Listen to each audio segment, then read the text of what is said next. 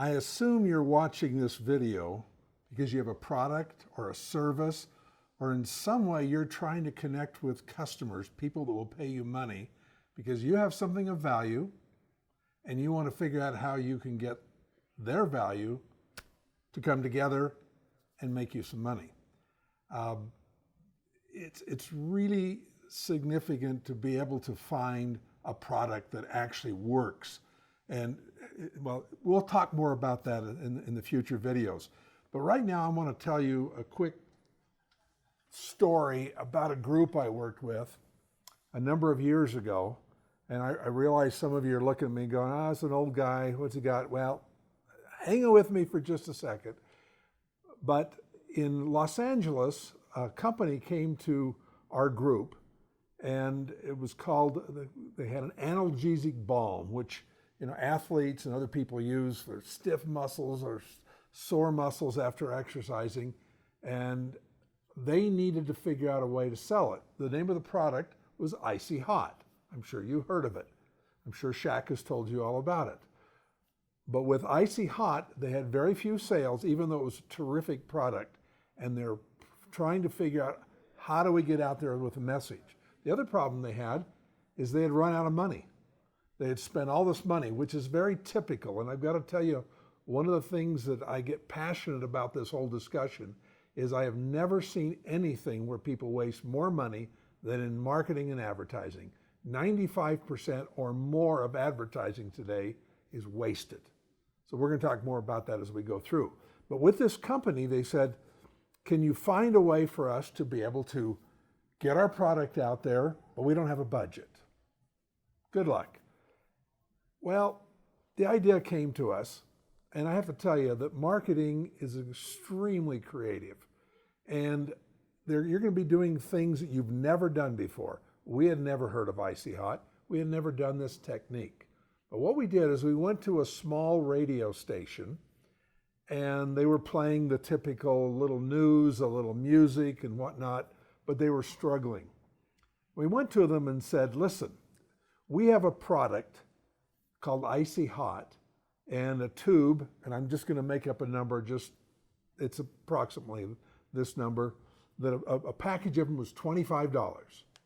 And we want you to take the opportunity to sell it on your station, and you get to keep a sizable amount. Well, the ad director is trying to play hardball negotiating. We said, no. Don't worry about it. It's not going to cost you anything. All you have to do is promote it.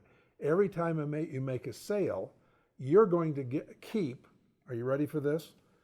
Not $10 or 10% or 20%, but you're going to keep $20 for every $25 sale. Well, they looked at us and said, what's the game? What's the con? You're putting me on with this whole thing. He says, nope, that's what you get to do. The only thing we require is we want you to give us their contact information, and we will ship it out, and we'll charge for postage and handling and that sort of stuff, and we'll take care of that. That's all you have to do, and you give us that other $5. You keep the 20. Well, they were just beside themselves, and they said, this is great. This is fantastic. So they started advertising it, and people started calling. And so they got the idea, well, why don't we get some sports enthusiasts to come on and talk about how they use it? So they came on and did that.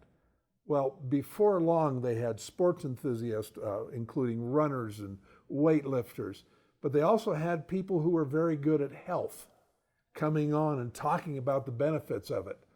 Before long, they dropped all of their news, they dropped all of their music, and they were a 24/7 station talking about Icy Hot. In LA, they became known as Station Icy Hot.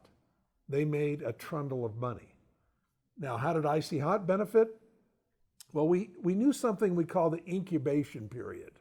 How long between the time a person buys a product and then they buy it again?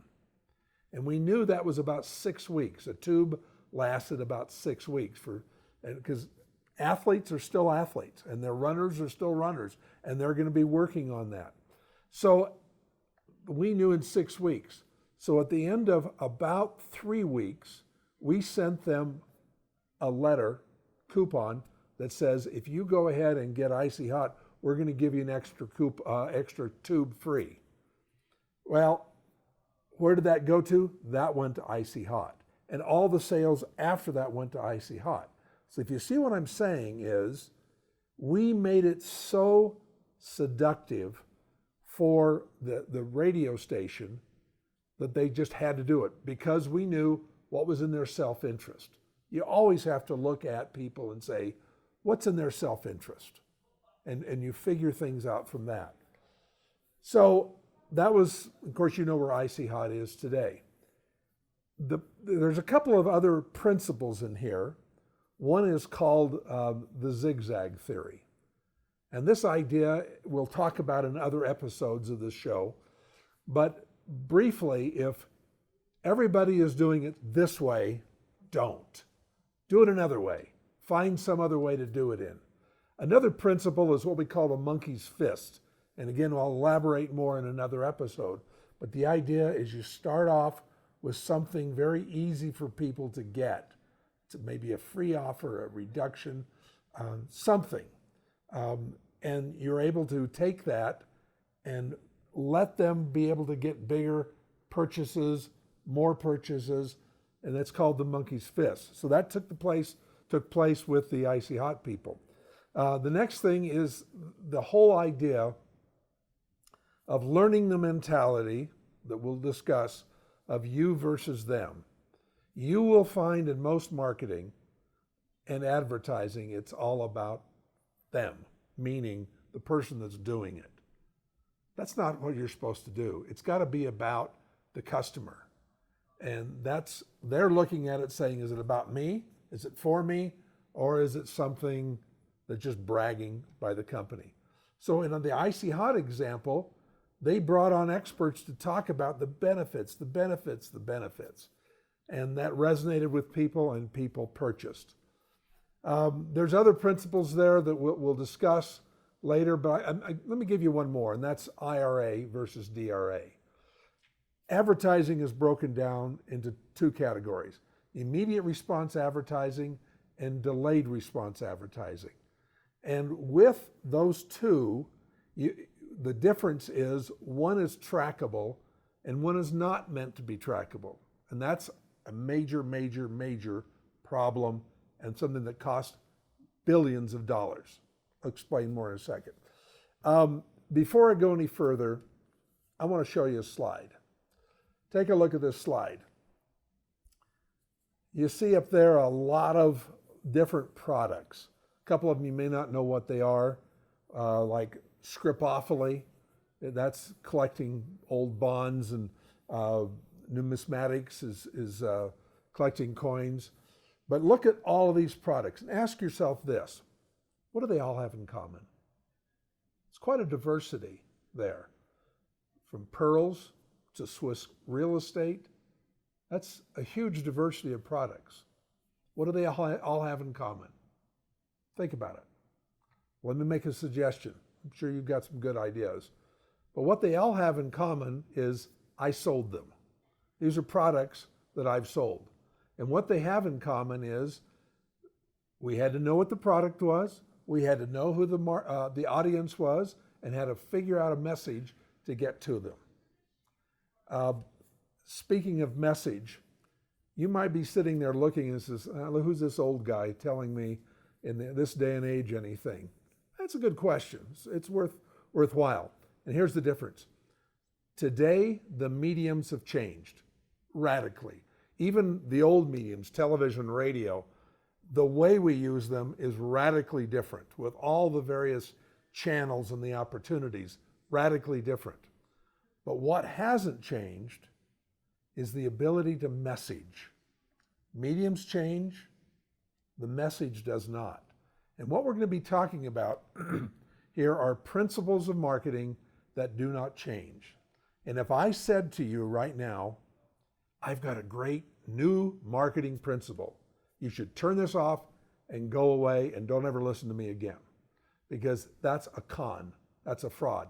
There are no new marketing principles. The principles we're going to talk about are not mine. They have been around for millennium because everybody's in marketing. They always have been in marketing, right? You're saying, well, I'm not a marketer. Well, yes, you are. You want something. You figure out a way to get it. That's marketing. And so the mediums are going to change, but the messages will be the same. Just a little bit off course, but I got to tell you, when I'm teaching this to students, to classical singers, to opera singers, I point out that in around 1300, there was a guy named Geoffrey Chaucer, and he wrote a book called The Canterbury Tales. And in that is the Pardoner's Tale. And if you've ever seen the Heath Ledger movie about being a knight, you've seen this in there. But Chaucer, in the prologue to the Pardoner's Tale, lists a great many things the pardoner says, here's the way to get people to respond. It's persuasion. And I've translated those into 18 points. There's all those 18 points you will use. They've been around that long. They still work. Let me just finish this segment off with a couple of thoughts. Going back to the medium, a couple of years ago, there were a number of companies. There were SEO-driven companies, search engine optimization. They're trying to figure out how to do things. They figured out how to use a Google platform, and their algorithm fit on what they needed to have, and they were going gangbusters in marketing on the internet through all the various types of mediums that there are, and Google changed their algorithm. And with it, many companies lost hundreds of millions of dollars. The mediums are going to change that fast. You know that, how fast that they change. But the messages that we're going to talk about don't change. Let me give you one final example. When I had an international tour and cruise company, my wife and I had, and we were taking people all over the world. But we started off in the Soviet Union, at the time, Russia. And at the time, everybody was worried about nuclear war and all kinds of difficult problems fearful of the relationship with each other. And we're kind of fearful today, and there's some good reasons both have to be fearful. But we decided to go to the Soviet Union and take people there on cruises. Nobody else was doing it. Remember Zigzag? That's what we were doing. We were zigging. Everybody else was zagging. And we ran an ad that said, are you afraid to travel to Russia? And then it said, if not, you'll get all these savings. There'll be few crowds there because everybody else is afraid, but you're going to experience wonderful relationships with Russians we introduce you to. Great time. Well, that sold tremendously. It was everywhere, made us a great deal of money. It was exciting. I said, well, I need to change. We got to zigzag on our own. Let's do something a little different here. So decided to test it out in the Honolulu newspaper. And the headline, I left the body the same, where it said, if not, you can get all these great benefits. But the headline was, are you afraid to travel to the country that's been trying to kill you? I showed it to my staff. They gulped. They said, oh, don't do that. That's such a harsh thing. But the gut inside here said, if everybody is worried about it, there might be something there. So I tested it, and it tripled my sales, tripled it. But I made a fatal mistake. And I'll talk about it next time in our next episode. Have a great day.